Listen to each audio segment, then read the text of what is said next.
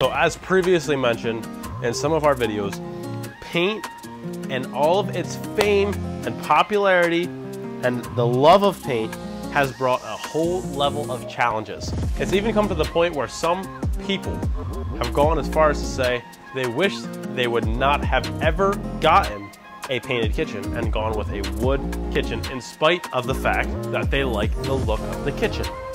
But there's always a big but.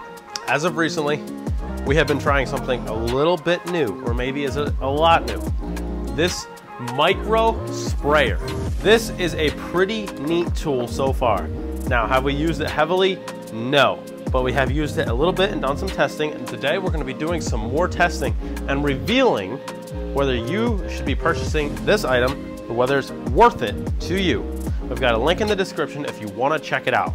So, in the box, comes in a fairly small compact box.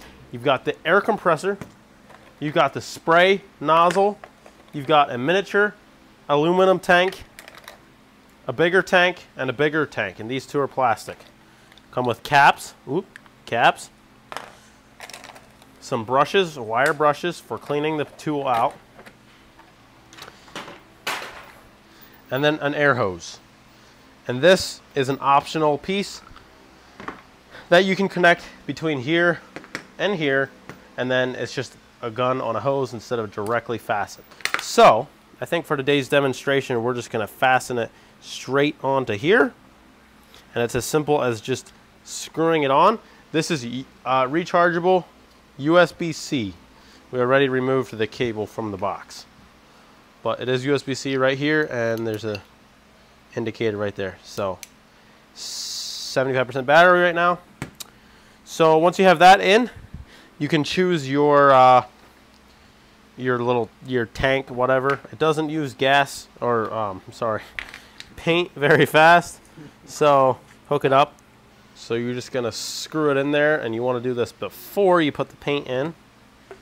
And then it's a very, very small amount of paint. I don't know what the amount is, but it's a very small cup, so you don't need much paint. Now, before we get into running the sprayer, I just want to mention previously how we have always done it is with a foam brush, and this works pretty well, but it has its imperfections, and we'll cover that.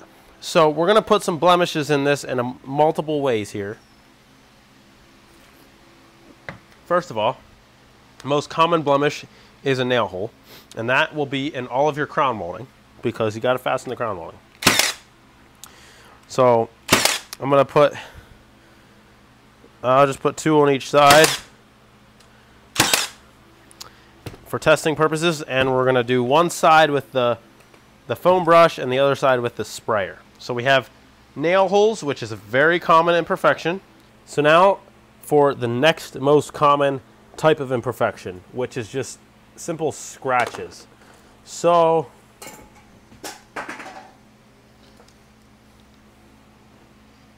there's a minor scratch in each of them, and then I'm going to take a screw and try to actually get through the paint, which is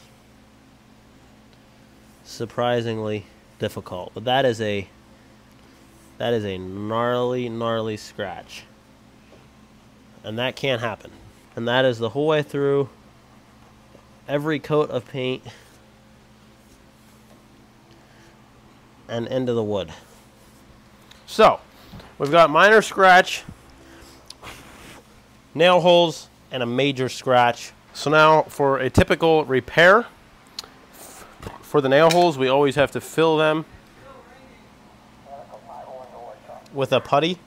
This is a fairly firm putty that kind of sits up right away, and so you can paint over these essentially immediately. It's not perfect, but they do a pretty good job. So I'm going to putty all of these screw holes. To fix a scratch, typically I will bend sandpaper in a way that I can get it down to a very specific place, because you want to sand as little as possible, because the smaller of an area that you paint, the better when it comes to touch-up, just because touch-up never quite performs like the original coat of paint. And so the more of that you can leave of the original, the better. And then I'm just going to take putty in there as well. As for the minor scratch, I'll just lightly scuff it, and then we will just paint right over that.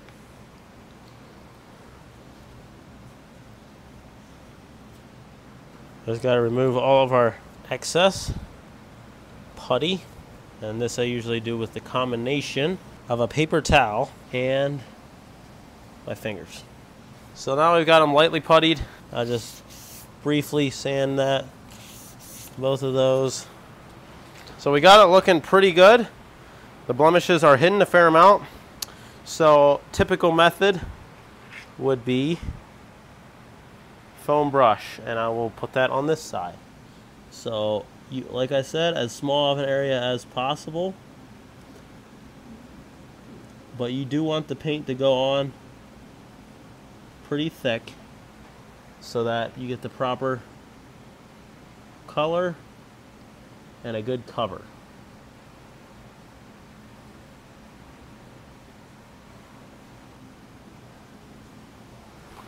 Alright, that is the first coat of the foam brush. Now we're going to dump a little bit of this paint into here. And cap it off and see how this thing performs. So, you just got to power on your air compressor. It'll run for just a little bit. And then to run the thing, you push in this top button and that releases your air. Now when you're spraying, you're going to want to push that down first. Make sure that, and into a paper towel or your hand, remove any excess paint, and then take it to your surface, which in this case is over here, and go ahead and just, after you push it down, you just pull this lever straight back and the paint will begin to come. Now it's extremely slow, and it's taking a little bit for the paint to get to the nozzle, but it is in fact spraying.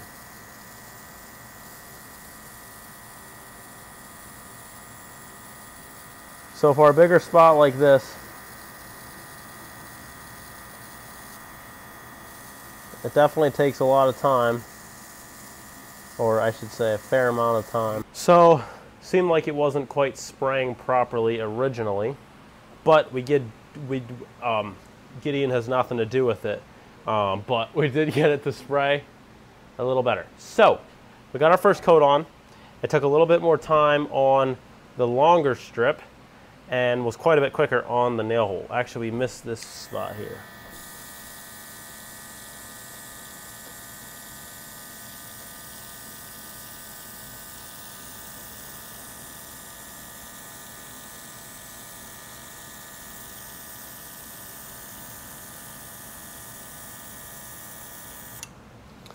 So one thing is sure, and that is you can definitely get a more precise area of spray. So the brush side is ready for a bit of sandpaper again, and this is going to be the second coat. So the second coat with the paintbrush. And this is after it's sanded, as specific as you can, but the area will get bigger with every coat of paint that you put on it.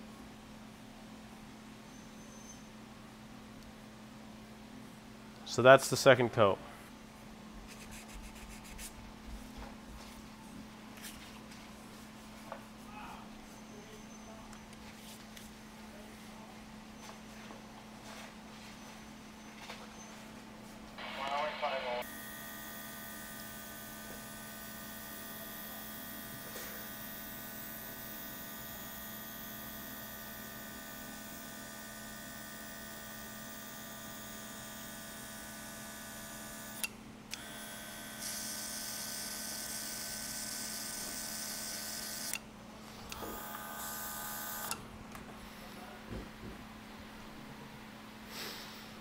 So the thing you will notice as you use the airbrush is that it is much more precise, and it definitely mimics the original finish of a good painted kitchen. A lot better than the brush. The brush, you see brush marks. Every brush you make, you see brush marks, and you kind of got to go back and hide brush marks and make them look decent. And so you can end up with kind of a pretty large area that ends up needing the touch-up. Whereas with the airbrush, you can be very, very specific with where you put the paint. And so if you're trying to be very intentional about the overall quality of the finish of the touch-up, the airbrush option is much, much better. If you have a kitchen that's already put in and it has a scratch that needs to be repaired, an airbrush will match the previous finish and result in looking more like new than if you just touch it up with a paintbrush. From certain angles, you can see the brush marks. Take our paintbrush, put the final coat on here. All right, so final coat with the air gun. Got it looking pretty good, actually. Overall, bottom line is, if you're trying to slather on paint, a paintbrush is better because you can slather it on.